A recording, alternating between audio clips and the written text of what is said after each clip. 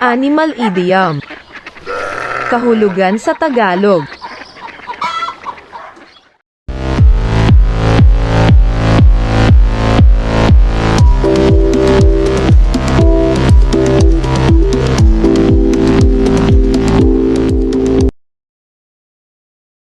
Maligayang panonood. Ako po si Agatha, ang iyong abay lingkod. Bago po tayo magsimula, alamin natin ano nga ba ibig sabihin ng idiom. Ang idiom ay isang pangkat ng mga salita na naglalaman ng isang matalinghagang kahulugan. Ito ay naiiba at hindi mahihinuha mula sa literal na individual na salita. Big fish. Isang mahalagang tao. Fish for compliments. Subukang manipulahin ang mga tao upang purihin ka. Fish out of water. Isang taong hindi pamilyar, nakalilito sa paligid. You can't make fish one, and fowl of the other. Ang mga tao ay dapat tratuhin ng pantay. A different kettle of fish. Hindi maihahambing. Better fish to fry. Mas mahahalagang bagay na mas dapat harapin. Drink like a fish. Uminom ng labis na alkohol. Like shooting fish in a barrel. Napakadali. Neither fish nor fowl. Nang hindi tiyak na katangian at mahirap makilala. A fish story. Isang malaking kasinungalingan. Loan shark. Isang mandaragit na nagpapautang. On a fishing expedition. Naghahanap ng ebidensya ng walang solidong hinala sa maling paggawa.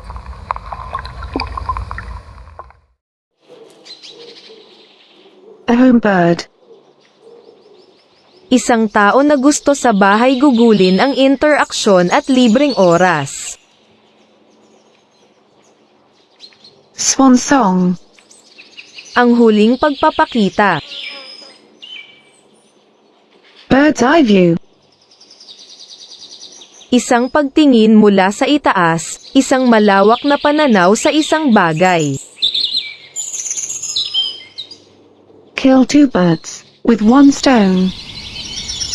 Kumilos sa isang paraan upang makabuo ng dalawang kanais-nais na mga epekto ng sabay-sabay. Fox in the hen house. Isang taong nagdudulot ng gulo. A little bird told me. Hindi ko nais na ibunyag kung saan ko nakuha ang impormasyon. Flew the coop. Umalis, nakatakas. Eagle-eyed. Matalas ang paningin. Sick as a parrot. Labis na nabigo. Bird in a gilded golden cage. Sa isang marangyang ngunit nakakulong na sitwasyon. Someone's goose is cooked. Sa malubhang problema, na walang pag-asang mapabuti. Feathers one nest. Samantalahin ang posisyon ng isang tao upang makinabang ang sarili. Gets one duck in a row. Ayusin at ituwid ang lahat. Dog eat dog. Masidhing mapagkumpitensya. Rain cats and dogs. Malakas na ulan. Dog and pony show. Marangya at kaakit-akit na mga palabas. Fight like cat and dog. Patuloy na nagtatalo sa bawat isa. The tail that wags the dog. Isang maliit na bahagi ng isang bagay na kumokontrol sa buong bagay. Every man and his dog. Maraming tao. Go to the dogs. Upang maging disordered, upang mabulok. Have a dog in the hunt. Suportahan ang isang tiyak na tao sa isang kompetisyon. Puppy dog eyes. Isang nagmamakaawang tingin. My dog's age barking. Sumasakit ang paa ko. His bark is worse than his bite. Pag-alit sa pamamaraan, ngunit talagang pala kaibigan.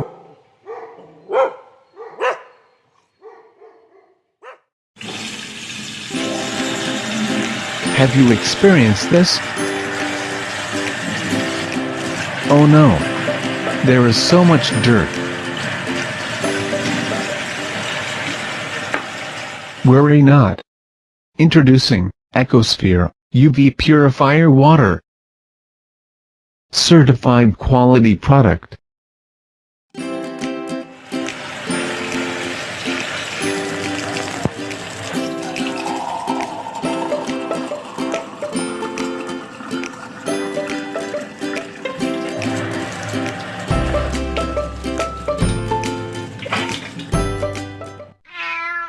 Curiosity killed the cat. Itigil ang pagtatanong. Huwag masyadong mausisa. Fat cat.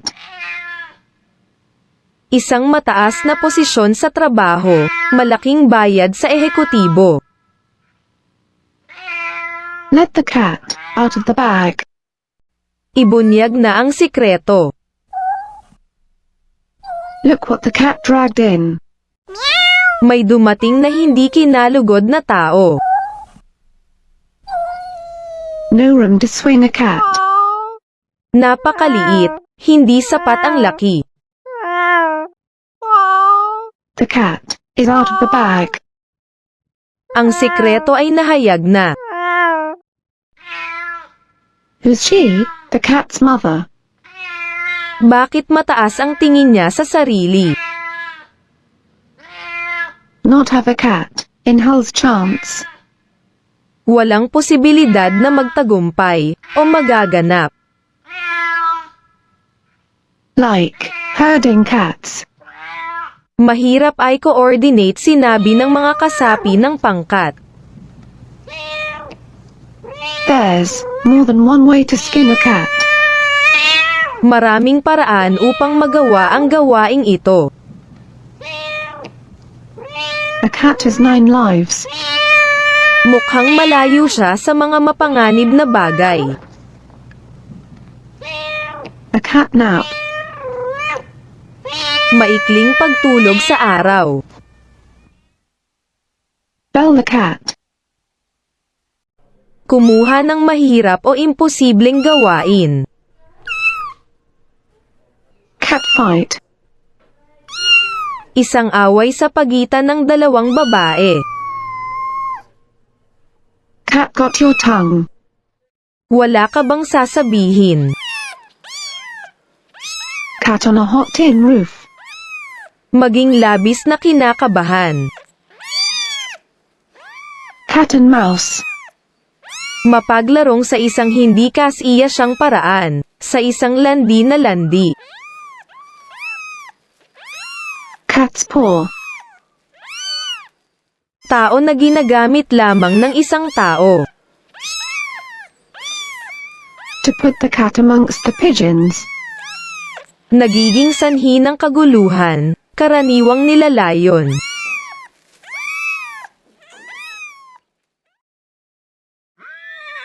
Straight from the horse mouth. Diretsyong narinig mula sa isang saksi o kasangkot. To beat a dead horse. upang magpatuloy na magtalo ng isang bagay na naayos na. One-trick pony. Na may isang talento lamang. Horse around. Maglaro ng maharot. Hold your horses. Maghintay at maging matyaga. Back the wrong horse. Nasuportahan ang natatalong panig. Change horses in midstream. Baguhin ang mga plano sa gitna ng proseso. Dark horse. Isang biglaan na kandidato na nagpakita ng malakas na impresyon galing sa hulihan. Stalking horse. Isang tao na sumusubok ng isang konsepto ng maaga sa aplikasyon nito. Put the cart before the horse. Gawin ang mga bagay sa maling pagkakasunod-sunod. Don't look a gift horse in the mouth. Huwag questionin ang isang halaga ng regalo. You can lead the horse in the water, but you can't make it drink. Napakahirap pilitin ang isang taong labag sa kanyang kalooban. Go, hog wild. Kumilos sa isang ganap na hindi mapigilan. A guinea pig. Isang tao na bahagi ng eksperimento. Put lipstick on a pig. Gumawa ng mga pagbabago sa kosmetiko sa isang bagay na hindi maganda. Buy a pig in a poke. Bumili ng isang bagay na walang paunang inspeksyon. Make a silk purse out of a sow's ear. Gawing maganda ang isang ordinaryong bagay. When pigs fly. Hindi kailanman. Don't have a cow. Upang mapanglo, mawala ng gana. Holy cow. Ang galing, nagulat ako. Until the cows come home. Sa napakatagal na panahon. Bull in a china shop. Papatay-patay at malambot ang galaw. Tits on a bull. As useless as tits on a bull. Ganap na walang silbi. Take the bull by the horns. Harapin ang hamon.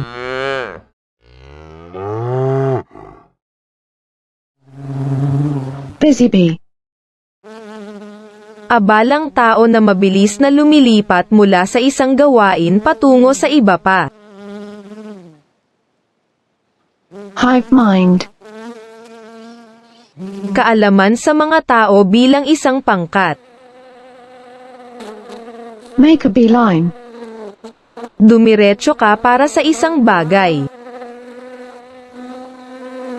To have a bee in one's bonnet.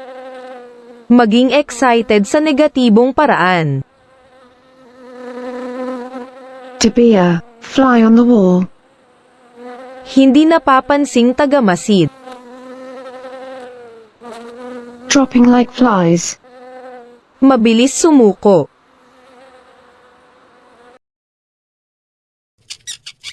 Rat race. Matinding pakikibaka para sa kapangyarihan. Smell of a rat. Magsimulang maghinala ng panlilinlang. As poor as a church mouse. Maralita.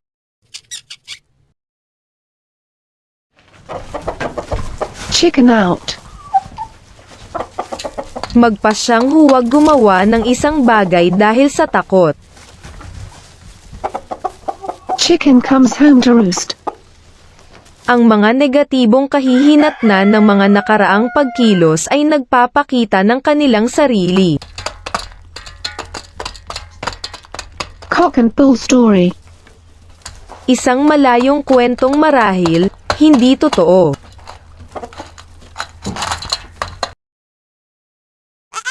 Get someone's goat. Upang mairita ng malalim ang isang tao. Lock horns. Pumasok sa hidwaan. Black sheep.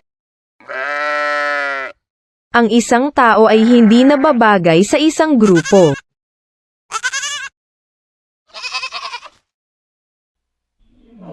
White elephant. Hindi ginustong bagay na mahirap itapon. Elephant in the room. Isang malaking problema na hindi natatalakay. Kill a fly with an elephant gun. Lumapit sa isang problema sa isang labis na mga hakbang.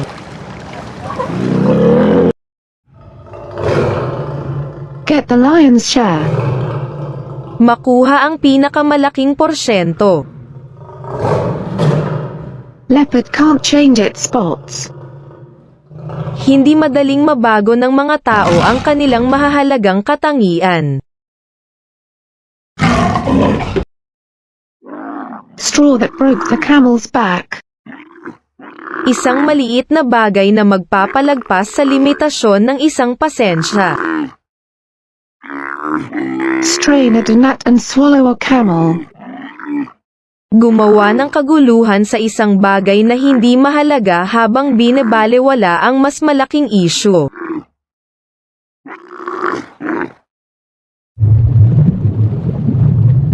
Clam up. Tumahimik bigla. The world is your oyster. Marami kang pagkakataon at pagpipilian.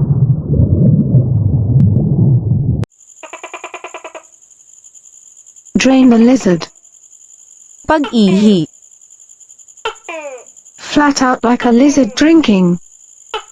Hindi makaugaga.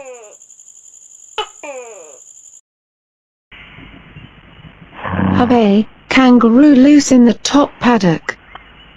Bahagyang mabaliw. Kangaroo court. Isang korte ng batas kung saan ang mga wastong pamamaraan ay hindi sinusunod, isang huwad na pamama.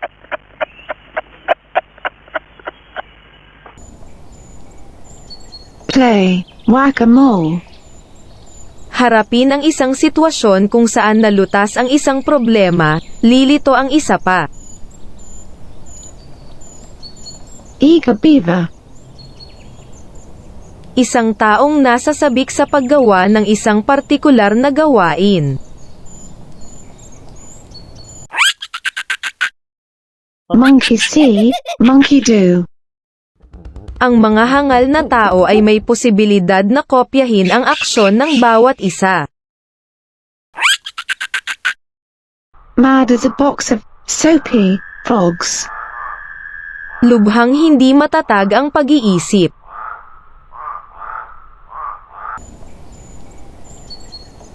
The worm has turned. Nabaliktad ang sitwasyon. Blow cobwebs away. Gumawa ng espasyo para sa mga sariwang ideya. Bit between one's teeth. Nasa kontrol ang isang sitwasyon. Loaded for bear. Inihanda para sa mga problema. Nature of the beast. Kakanyahan ng isang bagay. Thank you for watching. I hope you learned from this. Please like, subscribe, and hit the bell. Have a great day.